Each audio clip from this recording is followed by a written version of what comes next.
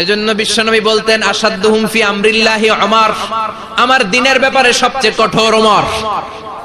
বিশ্বনবী বলতেন আমার পরে কোনো নবী নাই, কোনো রাসূল নাই, তবে আমার পরে যদি কেউ নবী হতো আমার ওমর নবী হয়ে যেত।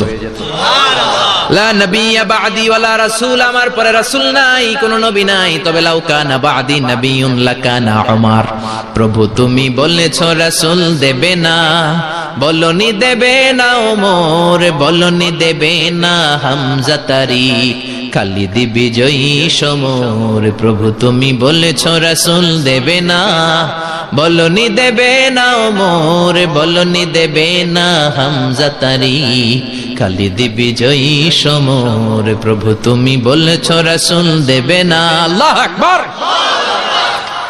মদিনায় যত মুনাফিক ছিল জমের মতো ভয় পাইতো সাইয়েদনা ওমরকে। শয়তানদের লিডার ইবলিসও ভয় পেত ওমরকে।